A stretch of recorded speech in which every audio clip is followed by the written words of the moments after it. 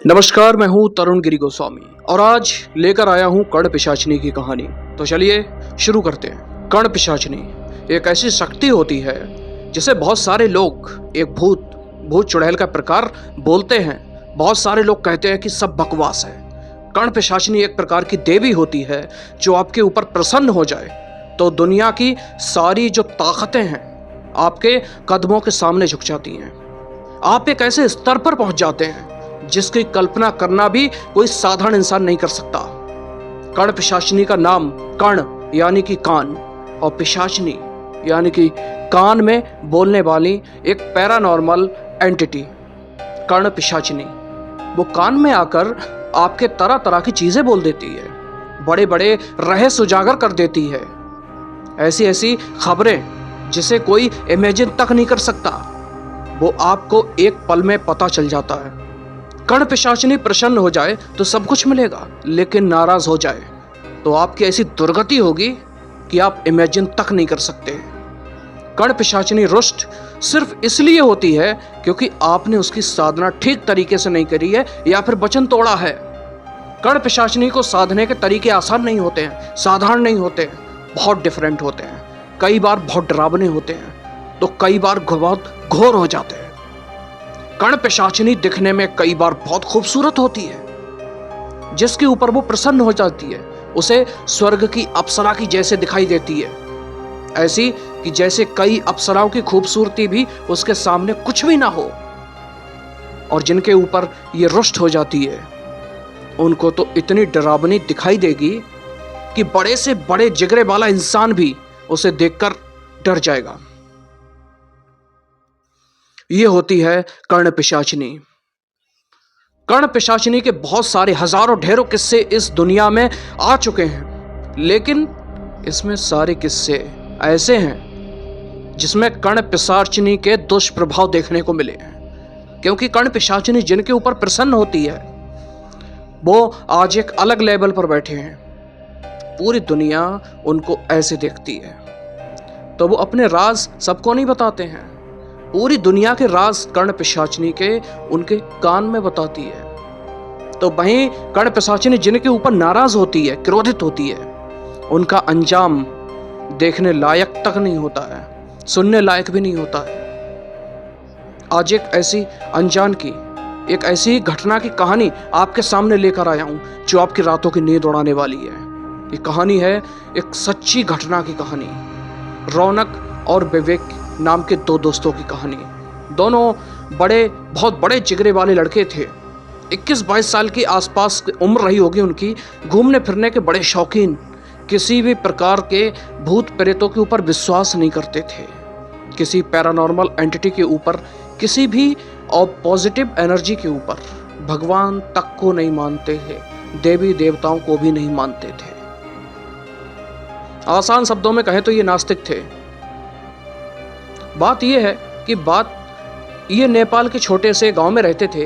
उस समय, आज से थोड़े पहले की बात है, उस समय नेपाल के कुछ गांव में, इंडिया के बहुत सारे गांव में एक खबर फैली हुई थी।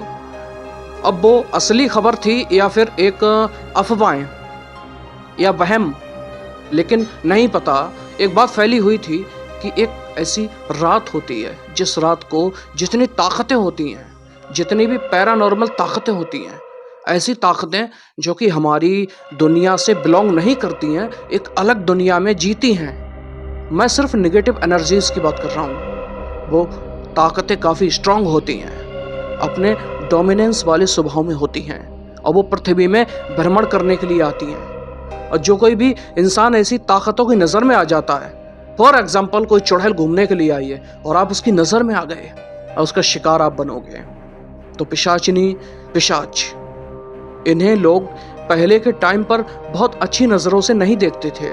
आज के ज़माने के लोग बहुत सारी चीज़ों के ऊपर रिसर्च कर चुके हैं, बहुत सारी चीज़ों को पढ़ चुके हैं, समझ चुके हैं, अपने पूर्वजों से बहुत सारी बात समझ चुके हैं। तो समझते हैं कि हर पिशाच, हर पिशाचनियाँ, हर बैताल, हर ब्रह्म राक्षस, हर यक्षिणी बुरे नहीं होते, अच्छे भी होते हैं। तो पहले के लोग कर्ण पिशाचिनी की सुन लिया तो बाप रे, कर्ण पिशाचिनी है, कान में कुछ ऐसा कहेगी जिसकी वजह से दिमाग पगला जाएगा और इंसान का पूरा शरीर सड़ने लगेगा, इंसान सड़ सड़ के मर जाएगा। ये बात फैली हुई थी। इसीलिए एक रात ऐसी होती थी, उस रात को कोई भी इंसान अपने घरों से बाहर नहीं निकलता था। बड़े शहरों के लोग दुनिया में किसी के लिए नहीं रुकते। जैसे कि मुंबई में 26 जुलाई को बहुत बड़ी बाढ़ आई थी, आप सभी को पता है, काफी साल पहले। लेकिन मुंबई रुका था नहीं, कुछ घंटों बाद घर से बाहर निकल गए, क्योंकि लोगों के पास किसी के लिए रुकने के वास्ते वक्त ही नहीं है। ये बड़ा साधारण जीवन बिताते हैं, बड़ी सादगी से जीते हैं, एक दूसरे का हाथ पकड़ के जीते हैं। इसलिए गांव के लोगों में बड़ा प्रेम होता है। तो उसी रात को, जो रात बदनाम थी, तो उसके साथ में कोई घटना घट गई होगी, तो पूरे गांव के लोग ये मानने लगे कि हाँ, भूत प्रेत पिशाचनियां, पिशाच डाकिनी उस समय पे भटकते हैं और लोगों को हानि पहुंचाते हैं। तो कोई घर से बाहर ही नहीं निकलता था। तो ये कह सकते हैं कि एक दो नहीं बल्कि 12-15 कांड हुए होंगे, तब लोगों ने मानना शुरू किया। एक गांव के लोग माने, एक बाजू वाले लोग थे, उन्होंने कोइंसिडेंट से कुछ देख लिया, वो भी माने, और ये बात फैलते फैलते पूरी दुनिया में फैल गई। जैसे कि एक हैलोवीन की रात होती है, पूरी दुनिया के लोग मानते हैं कि उस रात को शैतानी ताकतें एक्टिव होती हैं। कुछ लोग सेलिब्रेट करते हैं तो कुछ लोग डर कर बैठ जाते हैं। वैसी एक रात होगी, कोई भी एक रात। उस रात को लोग कहते थे कि पिशाचिनी पृथ्वी पर आती है और लोगों का खून चूसती है, उनके कानों में कुछ कहती है और उनका पूरा शरीर सड़ाकर खत्म कर देती है। ऐसी उस रात को भी सब लोग अपने घर पर बैठे हुए थे। कुछ विवेक और रौनक आज एक साथ थे। दरअसल कुछ दिनों बाद विवेक के घर पे शादी होने वाली थी और रौनक को शादी की तैयारियां कराने के लिए विवेक के घर पर आया हुआ था। ये शादी विवेक की बहन की होने वाली थी, तो रौनक भी रुक जाता है, क्योंकि आज की रात वो अपने घर पे लौट नहीं सकता था। रौनक का घर विवेक के घर से लगभग 3 किलोमीटर की दूरी पर था, एक दूसरे गांव में, बाजू वाले गांव में। तो कोई भी रिस्क नहीं लेना देना चाहता था, क्योंकि रौनक तो मदद करने के लिए इनके घर पे आया हुआ था, अपना काम निकल गया तो ऐसी रात को रौनक को जाना नहीं चाहिए था। तो विवेक ने बोला कि रौनक, आज की रात वही काली रात है जिस रात को तुझे पता है कि कैसी कैसी शक्तियां इस धरती पर भटकती हैं। हमारे गांव में न जाने कितनी सारी घटनाएं चुड़ैलों की वजह से, पिशाचनियों की वजह से घट चुकी हैं। तो आज यहीं रुक, कल चले जाना। रौनक ने भी बोला कि हाँ, नहीं जाऊंगा, मैं रुक जाता हूं। वो रुक जाता है। दोनों बात कर रहे हैं पूरी रात। घर के सारे लोग सो गए, पूरी रात बात करते रहे। जिस जमाने की मैं बात कर रहा हूं वो सही में रात के 12 बजे का ही वक्त कहा जाता था। रौनक को नींद नहीं आ रही, क्योंकि बहन की शादी है, विवेक की बहन यानी रौनक की बहन। दोनों बात करते हैं, अचानक से विवेक कहता है कि चलो टहल के आते हैं। रौनक बोलता है कि तू कहीं पागल हो गया है? तूने बोला कि आज की रात काली रात है, भूत प्रेत पिशाच घूम रहे हैं, हमारे गांव के ऊपर सबसे पहले नजर डालते हैं, और तू ही कह रहा है कि अब घूमने चलें आज रात को बाहर। ये बोलता है, नहीं, तुझे तो पता है मैं ऐसी चीजों के ऊपर विश्वास नहीं करता। रौनक कहता है कि विश्वास तो मैं भी नहीं करता, तुझे भी पता है, लेकिन अब तुम लोग इतनी इंटेंसिटी के साथ कह रहे थे तो हम भी इंसान हैं, डर तो लग ही जाता है। डर लग गया, थोड़ा सहम गए, इसका मतलब ये नहीं है कि भूत प्रेतों के ऊपर भरोसा करने लग गए। चल अच्छा, घूमने चलते हैं। दोनों ने एक दूसरे का माइंड वॉश किया और चलते बने। टहलते टहलते अपने गांव से एक दूसरे रास्ते की तरफ, इसके घर की तरफ नहीं बल्कि रौनक के गांव की तरफ नहीं, एक दूसरे गांव की तरफ निकल पड़े। बातें चल रही हैं, गहरी गहरी, लंबी लंबी। जब 2-2.5 किलोमीटर आगे आए तो अचानक से रौनक की नज़र एक पुराने मंदिर की तरफ पड़ी। ये पुराना मंदिर कई सालों से वहाँ पर मौजूद था, जहाँ पर कोई पूजा करने नहीं आता था। सबसे बड़ा कारण ये था कि इस पुराने मंदिर में किसी देवी या देवता की मूर्ति नहीं थी, कई पीढ़ियों ने देखी भी नहीं थी। ना ही रौनक की पीढ़ी ने, ना ही उसके मम्मी पापा के, ना ही दादा दादी ने, और ना ही परदादा ने परदादी ने, शायद उनसे पहले किसी ने भी इस मंदिर के देवी देवताओं को देखा होगा, पूजा भी की होगी। न जाने आज से कितने 4 पीढ़ी पहले क्या कुछ घटा होगा कि वहां से पूजा पाठ पूरी तरह से बंद हो जाता है और देवी देवताओं की मूर्तियां गायब हो जाती हैं। गांव के लोग कहते थे कि उस मंदिर में एक श्राप लगा हुआ है। श्राप एक ऐसी शक्ति का जो कि भगवान की शक्ति से भी नहीं डरती है। तो गांव के लोग समझते नहीं थे और बहुत डरते थे कि भगवान की जो शक्ति भगवान से नहीं डरी, हम उससे भला क्या उलझेंगे। सीधे साधे गांव के लोग और ये दोनों नास्तिक। और आज की रात टहलते टहलते अपने इतने दूर आ चुके और टहलते टहलते मंदिर के पास पहुंचे और कहते हैं कि इस मंदिर के अंदर चलते हैं। कभी गए नहीं है लाइफ में, लोगों की बातें सुन सुन के, ताने सुन सुन के, आज आखिर चल के ही देखते हैं। कई रातें ऐसी होती हैं जब आपके अंदर का एक शेर जाग जाता है। रात भी हो सकती है या दिन भी हो सकता है। वैसी एनर्जी इनके अंदर भी थी। वैसे ही लोग चले जाते हैं, अंदर जाते हैं। ठीक अलग सा सन्नाटा। सन्नाटा तो पूरे गांव में था, लेकिन इस मंदिर के अंदर घोर सन्नाटा था। रात के 12 साढ़े 12 बज रहे थे। लोग सो रहे थे, जानवर सो रहे थे, शांति थी। लेकिन मंदिर में अंदर आने के बाद ऐसी एक शांति छाई जो कि कान को फाड़ के रख देगी। बहुत हैवी एनर्जी थी वहां की। पता नहीं ऐसा क्यों लग रहा था। बाहर का वातावरण जैसे एक, अंदर अजीब सी ठंडक। ये लोग चले जाते हैं मंदिर के अंदर। वहां पर जाने के बाद ये मंदिर के गर्भगृह में पहुंचते हैं। हमेशा से जो लोग कहते थे कि मंदिर के गर्भगृह में किसी देवी देवता की मूर्ति नहीं थी, आज इनको ये बात गलत साबित होती नजर आ रही थी, क्योंकि गर्भगृह में एक मूर्ति थी, मिट्टी की मूर्ति। लेकिन ये किसी भी या देवी देवता के समान दिखाई नहीं दे रहे थे। सभी देवी देवताओं की मूर्तियां उनको पता है कि उनकी आकृति किस प्रकार की बनाई जाती है। ऐसी कोई मूर्ति नहीं थी उसके अंदर। उस मूर्ति का कोई भी रंग रूप नहीं था, कोई आकृति नहीं थी। उसकी आंखों से कुछ आंसू बह रहे थे। ये लाल रंग के थे, खून जैसे आंसू। देखकर तो पहली नजर में ऐसे लगे कि रंग है।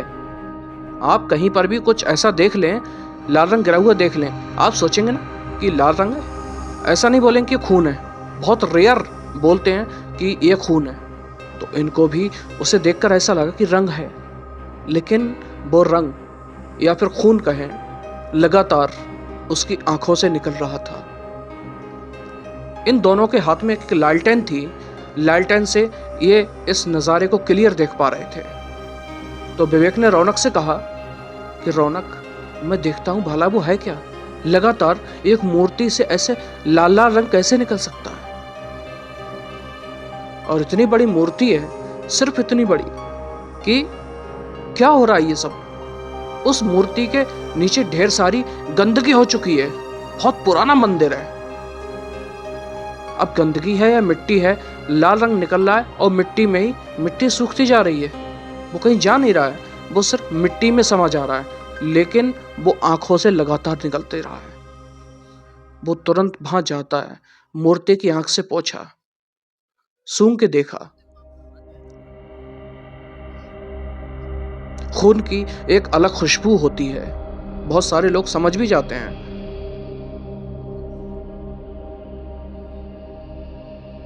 खून की एक स्पेसिफिक होती है खुशबू, एक स्मेल होती है इसके अंदर। उस स्मेल से विवेक समझ जाता है कि ये खून है। वो तुरंत कहता है, रौनक, ये खून है, ये कोई रंग नहीं है। लगातार कैसे इस मूर्ति से निकल रहा है, ये कोई देवता नहीं, ये तो एक राक्षस की मूर्ति है। रौनक बोलता है, क्या राक्षस? लात मारकर तोड़ दे इसकी मुंडी। इतना सा तो है। यही डर फैला के रखा है पूरे गांव में। पूरे गांव में सदियों से खौफ फैला के रखा है। 4 पीढ़ियां हो चुकी हैं मंदिर से डरते हुए आ रही हैं। एक अच्छा खासा मंदिर रहा होगा, इस बदनाम सी मूर्ति की वजह से खंडर बन गया है। तोड़ दे से। उसने भी गुस्से में लालटेन रखा साइड में और पूरी ताकत से अपना पैर उठा के खट्टर से मूर्ति को तोड़ दिया। अचानक से मिट्टी की मूर्ति को कुछ नहीं हुआ, लेकिन इसके पैर में ऐसी चोट लगी क्योंकि ये शेरदिल टाइप के थे, उसके अंदर की हड्डी तक हिल गई और वो पैर पकड़ के चुपचाप बैठ गया। रौनक बोला, विवेक तू ठीक है? अचानक से पीछे से किसी की हंसने की आवाज आई, जोरों से हंसने की आवाज। एक औरत की आवाज थी। बड़ी हिम्मत जुटाते हुए लालटेन के साथ दोनों पीछे पलटकर देखते हैं तो एक औरत सफेद रंग की साड़ी में, बड़ी खूबसूरत सी, इन्हें देखकर जोरों से हंसती है। इसका चेहरा जितना खूबसूरत था, नीचे नजरें गईं तो इनके दिमाग की बत्ती उड़ गई। उसके शरीर का निचला हिस्सा उतना ही ज्यादा खौफनाक था। घुटने के नीचे तक उसने कुछ पहना नहीं था, घुटने तक साड़ी पहन रखी थी विचित्र तरीके से, लेकिन पैर वाला हिस्सा था वो एक अलग ही जानवर की तरह दिखाई दे रहा था जो कि जला हुआ था। ऐसे पैर के नाखून निकले हुए थे, न जाने कितने लंबे हैं, कितने दिनों से सड़े हैं, उसमें पानी नहीं पड़ा होगा। लोगों ने जैसे ही रियलाइज किया उसके हाथ की तरफ तो डर के मारे और सहम पड़े, क्योंकि वो ठा के मार मार कर जो हंस रही थी ना, उससे नजरें पड़ी उसके हाथ की तरफ। उसके हाथ के नाखून भी बहुत विचित्र तरीके से खराब और सड़े हुए थे, जैसे फिल्मों में भूत और चुड़ैल के दिखाई जाते हैं। और कहती है, एक गलती कर दी तुमने यहाँ पे आके। जो कोई भी यह नुकसान बचाने की कोशिश करेगा वो कभी बचेगा नहीं।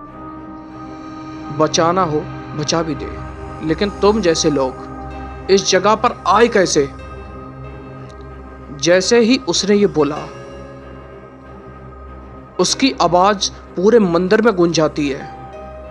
उसके गूंजने की आवाज विवेक की दिमाग में, विवेक के हार्ट में सुन्न सा हो जाता है। वो उसके अजीब तरह के वशीकरण में चला जाता है वो, और उस औरत की तरफ से नजर हटाकर उस मोर की तरफ देखने लगा, उस मूर्ति की तरफ देखने लगा। देखता हुआ भी जमीन की तरफ अब खड़ा हो गया।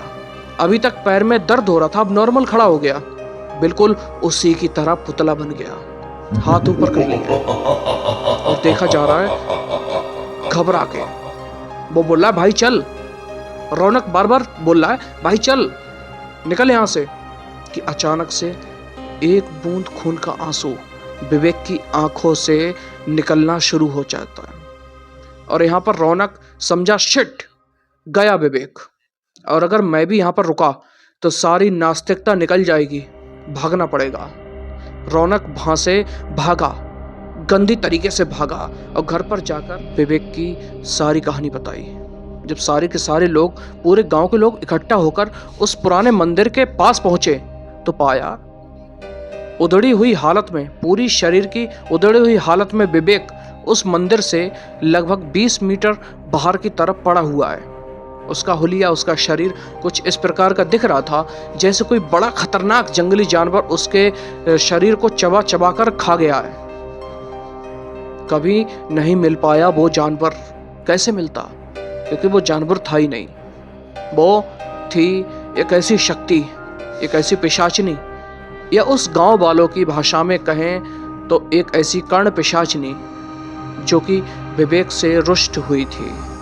और रुष्ट हुई कर्ण पिशाचनी ऐसी दुर्गति करके रख देती, कोई इमेजिन तक नहीं कर सकता था। 70 साल हो गए उस घटना को, 70 साल, लेकिन कोई भी व्यक्ति ये नहीं कहता कि वो कर्ण पिशाचिनी नहीं थी। सभी लोग ये कहते हैं कि ये सब उसी की वजह से हुआ है। तो दोस्तों, ये घटना एक सत्य घटना है। कैसी लगी आपको ये कहानी? हमें कमेंट बॉक्स में ज़रूर बताइएगा। मिलते हैं अगली कहानी में, तब तक के लिए नमस्कार, राधे राधे।